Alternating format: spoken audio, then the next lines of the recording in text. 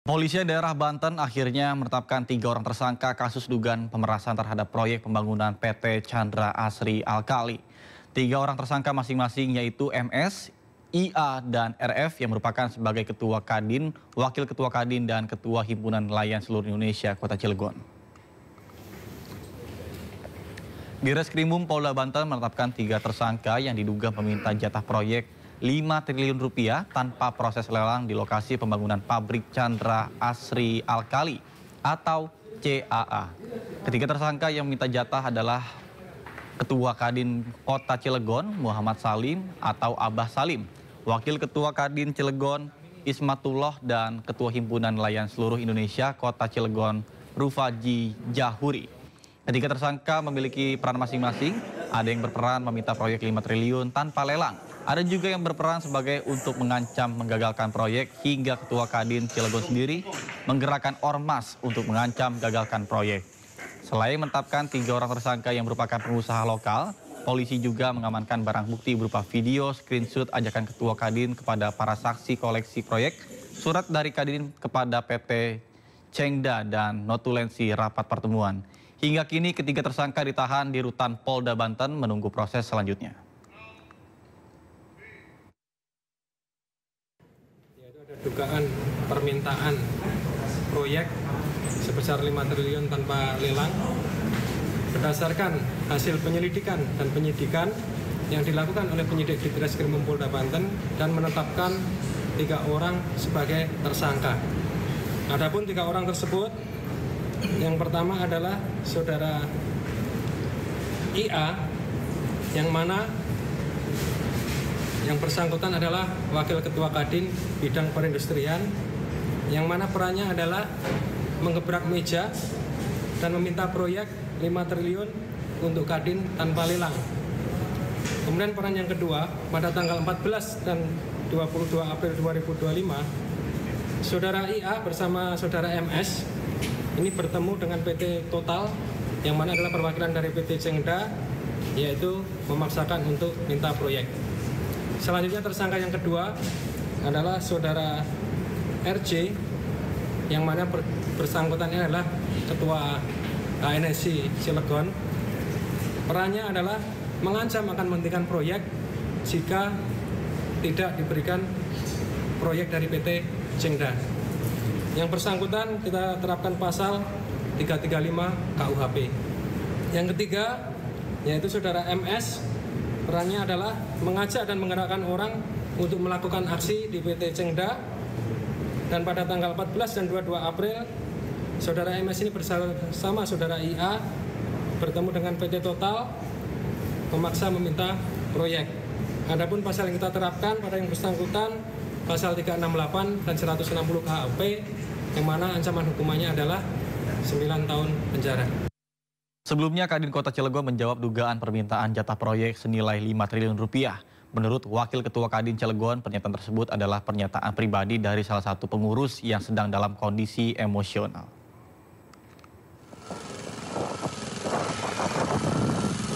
Kamar Dagang dan Industri atau Kadin Cilegon menjawab dugaan meminta jatah proyek 5 triliun rupiah tanpa tender di proyek strategis nasional Presiden Prabowo Subianto.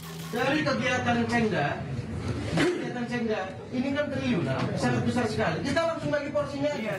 Wakil Ketua Umum 1 Kadin Cilegon, Isbatullah Ali Basja, mengungkapkan peristiwa itu terjadi akibat anggotanya terbawa emosi karena komunikasi tak berjalan efektif dan sempat terjadi adu mulut antara pengusaha. Terkait masalah dugaan minta jatah proyek 5 triliun tanpa tender itu bukan sikap resmi dari Kadin Kota Cilegon. Itu salah satu anggota dan pengurus kami yang memang mengucapkan itu, tapi itu tidak mewakili daripada organisasi. Itu hanya bentuk kekesalan, kekecewaan, salah satu pengurus. Sebelumnya, Gubernur Banten Andra Soni angkat suara terkait oknum pengusaha yang meminta jatah proyek di Cilegon, Banten. Andra menyayangkan hal tersebut karena akan mengganggu investasi.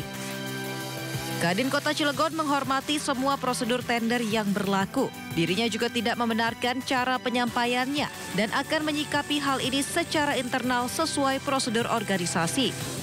Dari Cilegon, Banten, Iskandar Nasution, iNews melaporkan.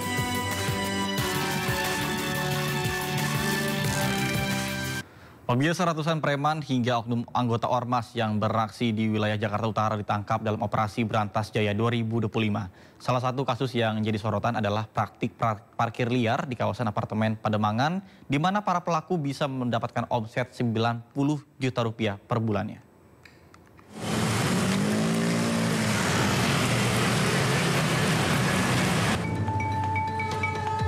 Aparat Polres Metro Jakarta Utara merazia sejumlah preman dan oknum ormas yang beraksi di wilayah hukum Jakarta Utara dalam operasi Berantas Jaya 2025.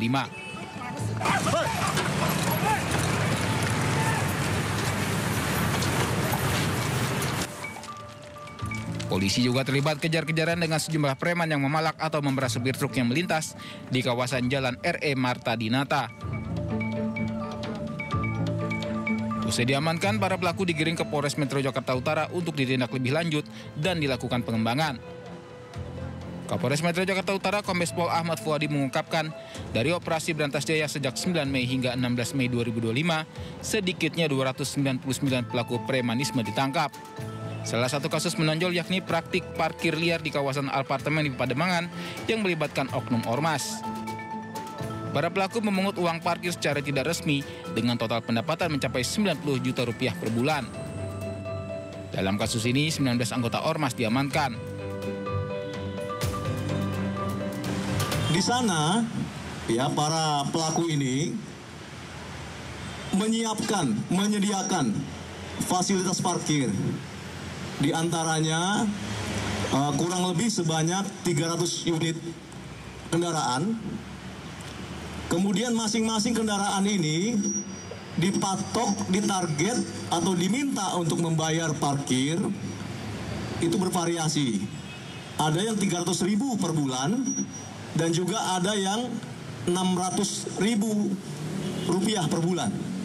Sehingga kami taksir atau kami duga bahwa para kelompok ini bisa mendapatkan omset parkir sebanyak 90 juta rupiah per bulan.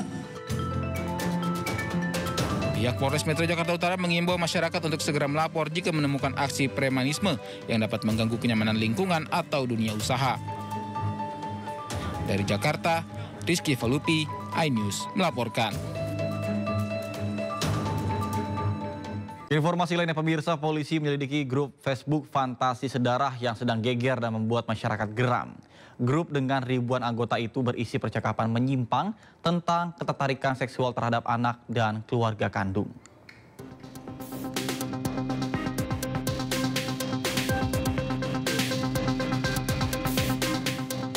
Polda Metro Jaya tengah menyelidiki grup Facebook bernama Fantasi Sedarah yang viral di media sosial. Grup ini berisi percakapan menyimpang tentang ketertarikan seksual terhadap anak atau keluarga kandung. Grup diduga memiliki ribuan anggota dan disebut telah eksis selama bertahun-tahun. Publik pun geram dan mendesak polisi serta Kementerian Komdigi untuk menelusuri keberadaan grup ini. Publik menuntut seluruh anggota grup ditindak tegas. Tadi kami juga sudah koordinasi dengan Direktorat Cyber Polda Metro Jaya, dan kalau rekan juga lihat di Instagram punya Kominfo juga, dan ada jawaban dari Humas Mabes Polri di situ. Jadi sudah pasti Direktorat Cyber Polda Metro Jaya akan menyelidiki dan mendalami tentang akun Facebook tersebut. Ya, sekali lagi akan menyelidiki dan mendalami segala sesuatu yang ada di akun Facebook tersebut. Sementara itu, Kementerian Komunikasi dan Digital telah memblokir 6 grup di Facebook berisi konten asusila yang membahas hubungan sedarah atau insest. Komdigi juga langsung berkoordinasi dengan platform Meta sebagai induk Facebook untuk melakukan pemblokiran. Warga juga diimbau agar lebih berhati-hati saat beraktivitas di media sosial dan langsung melapor bila menemukan konten-konten menyimpang. Tim Liputan iNews melaporkan.